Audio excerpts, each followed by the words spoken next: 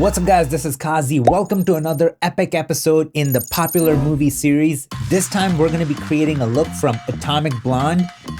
I didn't love the movie, but I have to be honest, when it comes to color grading and cinematography, top notch. Some of the best stuff I've seen in a while. The thing that gets me so excited about this series is because it's the most practical thing that I can share with you. When you're working on a job, you're always going to be told, hey, can you create a La La Land look or No Country for Old Men look? So the techniques that I share in this series are directly applicable to whatever it is that you're working on. On that note, guys, if you want to take your color grading game to the next level, make sure to check the link in the description below. 1 hour long training that takes you from not knowing anything about Resolve all the way to grading your first professional gig. Hit a thumbs up if you're enjoying the content, smash that like button, subscribe to my channel for more awesomeness, follow me on Instagram, I drop value bombs there every single day. Let's roll the intro.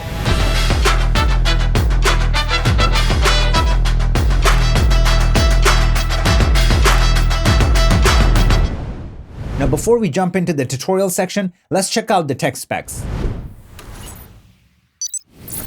So this movie is shot by the same DP as John Wick. So same camera package was used on this, ARRI Alexa M, ARRI Alexa XT, and a set of Hawk V-Lite vintage lenses. And that's what gives it this character. It looks super grungy and old. And they worked straight off of ARRI RAW, so they didn't use any film emulations. That's about it for tech specs. Let's get back into it. All right, so this is the reference image. That's the look that we're trying to recreate. So first thing I'm gonna do is under my open effects, I'm gonna type in PAL for color palette. I'm gonna drop that on to get a better sense of all the colors used in this particular shot. I'm gonna move the scopes for this one and make this bigger so we can just look at it. If we just look at the image, we do see this crazy red, a little bit more on the magenta side than the orange side, so we see that. And then we see there's a mix in between. So like maybe an overhead light is sort of like a dirty old Kino flow that has that gunky green in it, and they let it happen, okay? They're not going to take that out, and I think that's what this color is right here. So it's this right here, right? This is right here. So that's what's happening, and then we got really nice blues, and the blue is right here. We see it in this area. So keep that in mind, okay? Keep this blue in mind, and then obviously keep this red in mind, and also this color right here that's happening right around the edges of her hair, okay? So keep these things in mind when we go to the shot that we're gonna be working with. So let me minimize the screen a little bit. Let me bring back my scopes. And now let's analyze this shot through our scopes. Look at our shadows, they're gone. And we can see that right here, shadows are gone. I mean, they're crushed. That's totally fine. This is the look that they're going for.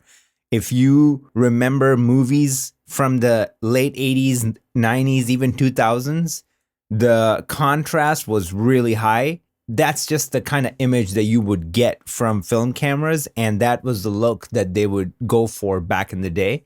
So they're trying to emulate that period piece, hence the contrast that they're using. So I actually love it. I really like what's going on here because it's very different than what we've been seeing lately. So the red channel on the bottom end is compressed more than the green and then the blue. So keep that in mind as well. If we look at our waveform, you can tell the story through here. Obviously, it's created through RGB lighting more than, say, using primaries and them pushing it a certain way. You can just see it right here that there's more blue in the shot, meaning more blue light seeping through, so we can see that. And then again, the majority of this green right here, all of that is there. And then the red is sitting at the bottom, but we do see this red right here. So this is what's going on in the histogram. And then vector scope is gonna give us a really good sense of how much we can push this image in terms of saturation, and it's freaking pushed. I mean, this is pretty insane. I would say don't push your images ever more than this, but I love it. I like saturation and everything, and what they're doing here is just my favorite. That's why I picked this shot to recreate. So now that we have a pretty good understanding through our scopes and our color palette, let's just jump on to the shot that we're working on and what we can do to get there. So let's analyze it, what we have. Again, I'm gonna move this over a little bit. I'm gonna make this bigger so we can just look at this shot. So certain similarities, we do have that blue and we have, you know, magenta, what looks magenta here, we can easily switch it to red. I'm gonna show you a cool trick to do that. And we can leave the bulb, which is almost like sodium vapor. It's warmer than tungsten. I would say we can leave that as is, but just looking at this, you might think that we're really close, but once we start adding contrast, saturation, and all that good stuff, you'll see that it's not going to be that easy. We're still going to have to do a lot of different things to really nail the look and get it in the ballpark. So now let me bring back the scopes and look at this. Again, the good thing that we got going on for us is reds are sitting here, then greens, and then blues are kind of lifted, similar to what we saw there, but it is in many ways different, as I said. So if you just look at the vector scope where our image is sitting compared to where this image is sitting, it has a lot more green and teal that's going on right here compared to where ours is just loosely sitting on the magenta and true blue side. So we're going to have to push everything in the lower mids to mids over without really affecting the bottom end, because if you see the bottom end, it's pretty neutral. So I'm going to set up my signature node tree, but we're going to switch a few things up, okay? So first node is going to be noise reduction. Second node is going to be primaries. Third is going to be my curves. Fifth is going to be RGB curves. And let's line them up, bring them down like this. And then after that, I'm going to have my look node. Then we're going to have a parallel that we're going to call red. Then I'm going to have another parallel that I'm going to call blue. Another parallel that I'm going to call bulb. I'm going to bring this down. Going to have another one. That's our look adjustment. Another one, pull it down here. This is going to be our shadows. We're going to control our shadows a different way. I'm going to show you. This is going to be my global adjustment. Then here I'm going to use the glow effect. This is going to be my sharpening, in this case blur. We're going to be blurring the image, and then grain. So this is the setup. So first thing, obviously, what you want to do is go into your gallery, select your image, and then from here you're going to click on split screen, and in this scroll down you're going to select selected still images. I'm going to make this bigger so you guys can see better. Let's go in our primaries. We're going to start off as we always do with our contrast. I'm going to crank it a little bit, not too much. Maybe something around here somewhere, okay? Because the difference is that here our girl is not lit at all. So I don't want her to just completely be lost, because here she's very nicely lit. So keep that in mind. Then this is the whole reason why I'm ditching the traditional node tree route. So I'm going to click on my curves right here. I'm going to connect all of these guys. And in these three dots, click on that and use add default anchors. Okay, so it's going to drop in and lock all these different points on the curves. And that's what we want, because I want more finite control over my curves here and my entire image, because obviously there's a hazer going on here and this image is really, really contrasty. So I don't want to make the entire image contrasty here. I just want to grab the low end and then bring that sort of contrast to create the illusion. So I'm going to click somewhere around here. I'm going to pull this down and just, you're going to see what's happening.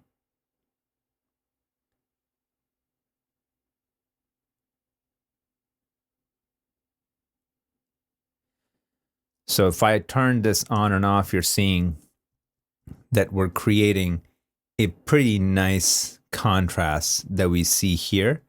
Now we can jump back to our primaries again, go under the log wheels, and I'm gonna push my shadows down just a little bit because I want to just match down here to like where we are there. I'm gonna bring it down here, but obviously now we have to control our low range because I don't want to affect everything. I just want to affect the lows, right? So maybe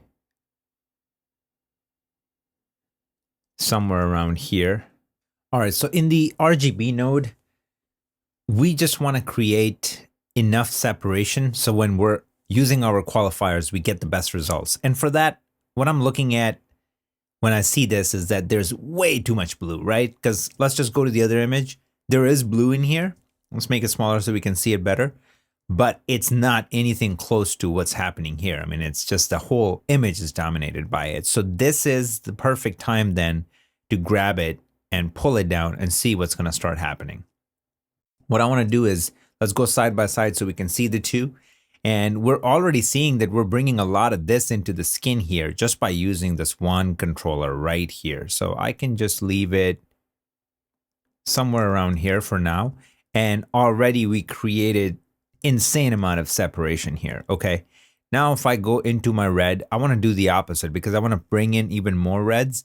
And I feel like we can do that. I'm going to pull it from somewhere in the middle right here and then start raising it up.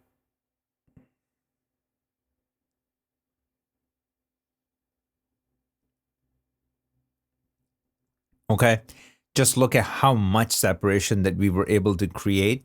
And then let's click on our green, and similar to what we did with the red.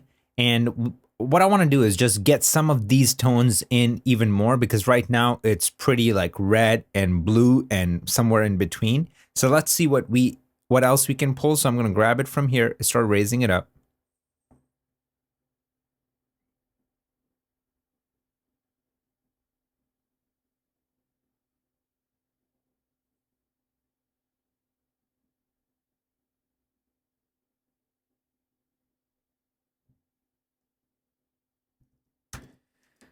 All right, so look at how much that got done in one node and how clean this is, because look at the bulbs, how clean they look. The blue that we got right here, the red that we got right there.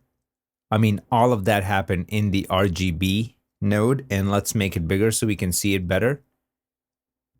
So much got done in one freaking node. And yeah, I'm so happy with where we stand as of now. So now what I want to do is let's go to our look node, and I want to even out this area a little bit. So I just kind of want to take this and move it toward red. So I'm going to go ahead and select magenta. Actually, let's change the name and call it magenta 2. So let's select magenta, and I just selected my magenta. I'm going to go in my offset. I'm going to start taking it toward this red.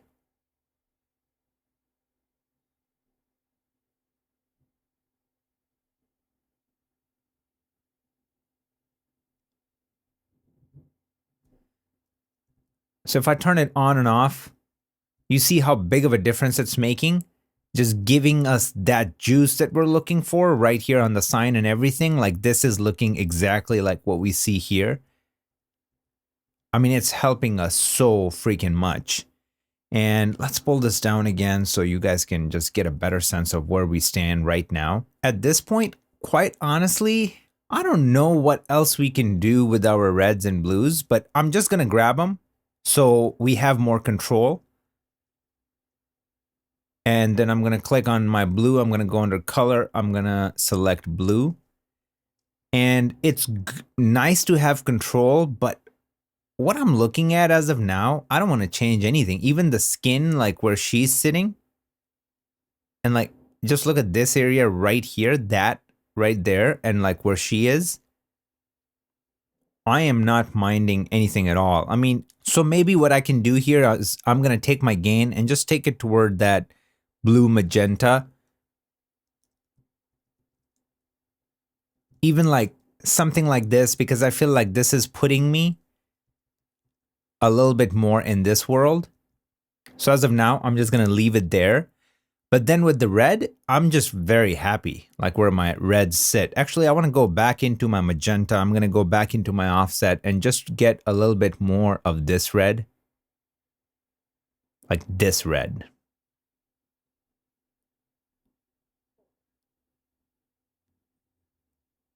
Actually, in my magenta, I'm going to dial it back a little bit. So something like this. And then in my red, let's just go in my offset and push it just a little bit more, not too much.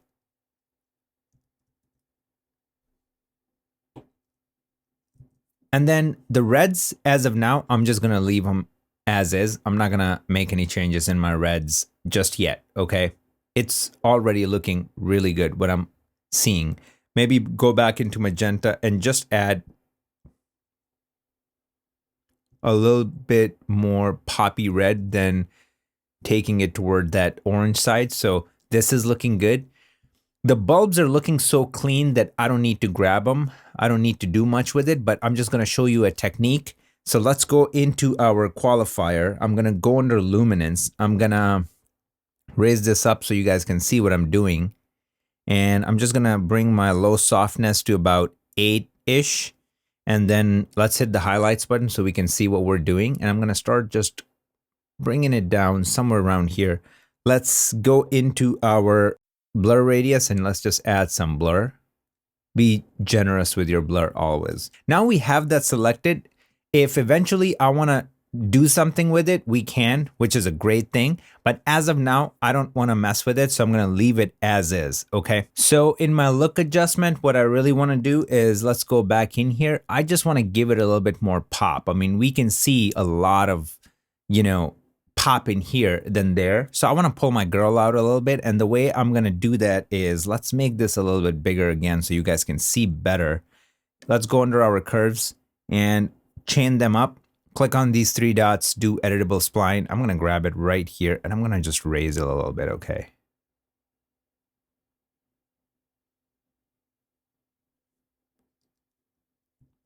Let's on and off. Okay. So this is doing quite a bit. It's really bringing this whole thing up. And I'm liking it. I'm liking it quite a bit. Now, one thing that you can do is you can send this key signal into your look adjustment and come in here and say, hey, don't affect this, affect everything else. So if I click on this guy right here, it does just that. So now, if I undo that, you'll see the difference? Now, my bulbs are not blown out. You can even see it right here in the scopes. Before, blown out, we got that detail back. Or you can just see it right here, how clean that is. And now we brought that information back, and then we can blend the two, right? I can go in here and say, maybe split the difference, so it's not so stark. This is going to split the difference. So basically it's excluding this only 50% instead of 100%. So it's more believable. In my shadows, I want to do this. So check this out. I'm going to go again in my qualifiers. I'm going to do the opposite. So I'm going to bring this up to around 8-ish. I'm going to hit Shift H and I'm going to start bringing this back. Raise it up.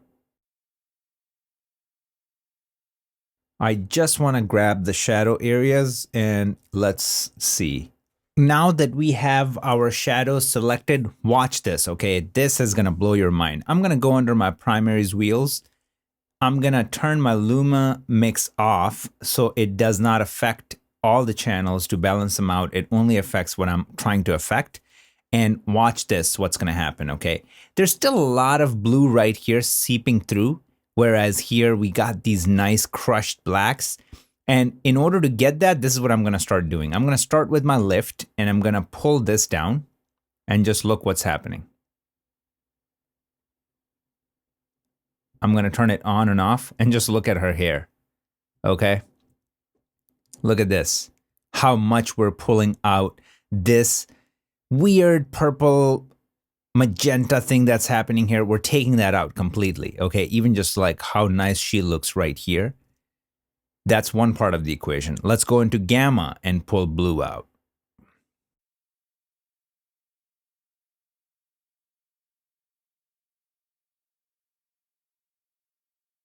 I want to keep it somewhere around here. I don't want to go any further than that because I still want that blue, this, to sell that effect.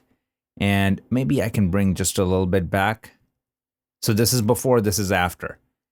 Look at the blacks, pure blacks, looks so freaking clean. It cleaned up all this, and our reds are just looking exactly like this. I mean, that was probably the one node that changed everything to like really sell the effect. Like, look at the blacks right here, her hair, the shadow area on her face. Boom, we've just done it. We've done it, we're there, okay? At this point, I'm calling it. So let's do the last finishing touches, and if we have to go back in and do something, we can. But as of now, I mean, yeah, we've come a long way. So let's go under our open effects. I'm going to type in glow. And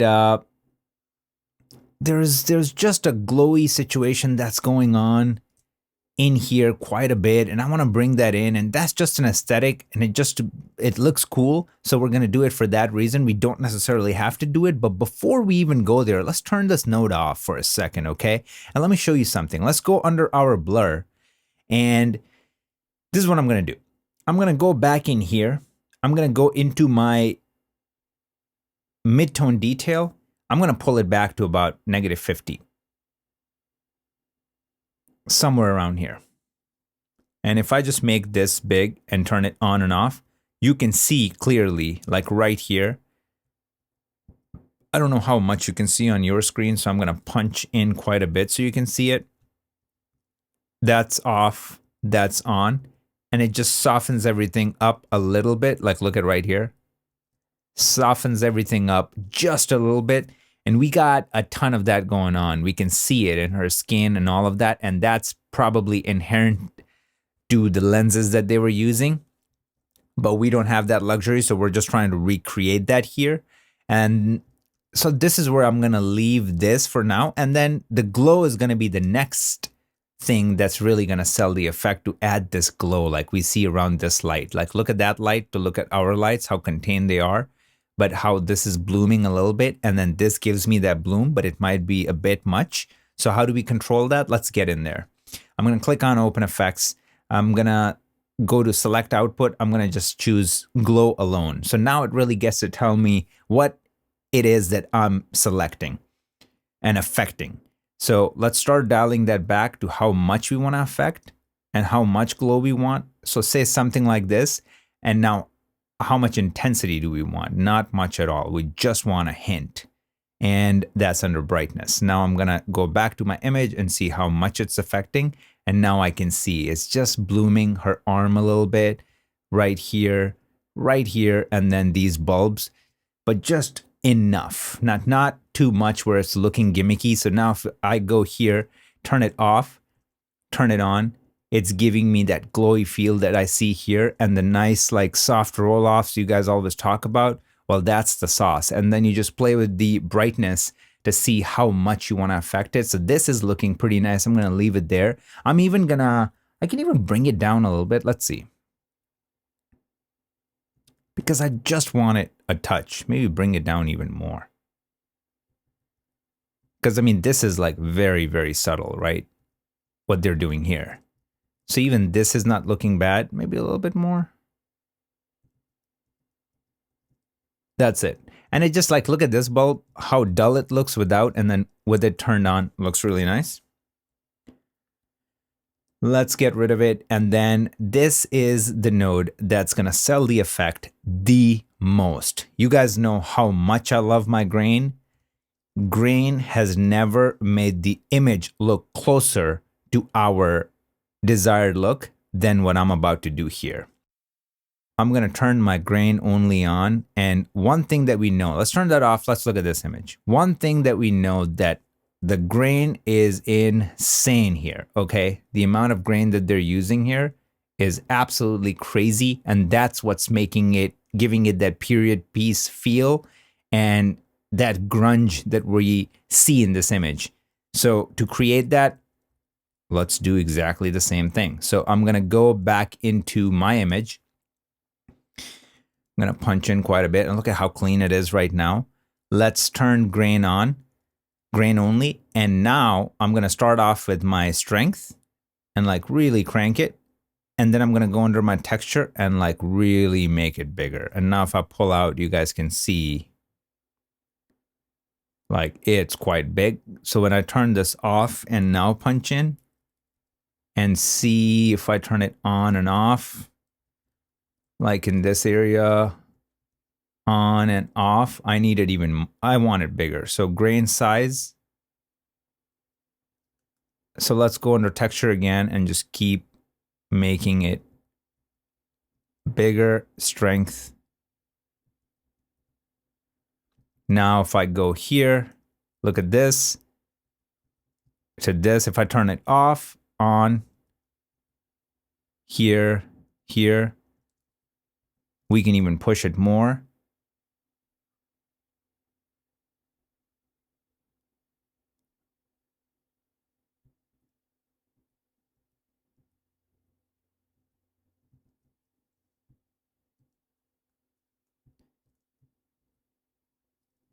Okay, so that might just have done it.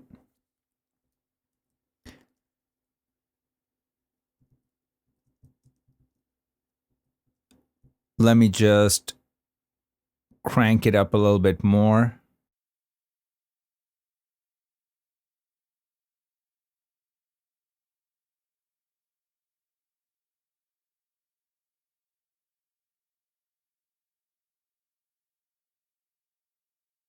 I mean, you can even see it from this far now. And look at this. Look at that. Okay. All right, so I think I'm happy with the grain at these settings. And this is our final look. That's our final look. So I'm going to turn off all of my nodes and then go one by one and see where we started, where we ended up. Obviously, we didn't need the noise reduction because it was just shot so beautifully. So I'm not going to even use that.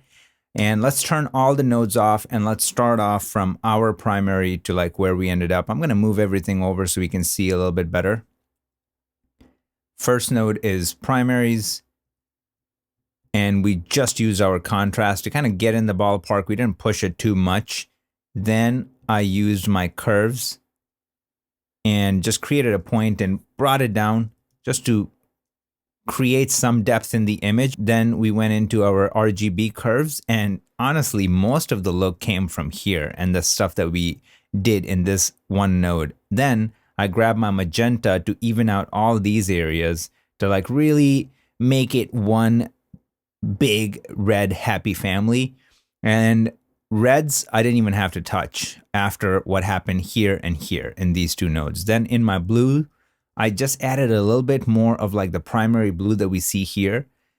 And in my bulb, I just selected our highlights in the bulb, and then we popped everything up by using our contrast technique and then sent the key information into our look adjustment node to cancel out everything here so it stays soft and nice. And then we bring the opacity down of this to 50% to split the difference and really make it look believable. Under shadows, we did the opposite of what we did in the bulb and just selected the darker parts of the image. And then I went under my primaries wheels and showed you a very cool technique and when to use it properly to pull all this blue that was spilling over throughout our image and constrained the strength and kept it to one area instead of smearing all over the image. We didn't do anything in our global adjustment because by that point we were done. And then I went ahead and added a blur, just took the edge off our image because it's just so sharp compared to what's happening here, which most of it is coming from the glass that they used. And then under glow effect, I just added a little bloom to the highlighted areas in our image to mimic what we see here and what we see here. And then finally, we added that grain, and that was really the selling point because there's so much grain here. And if I just turn it on and off and you see now our image to this image, like we did it. Let's check out the final look in full screen.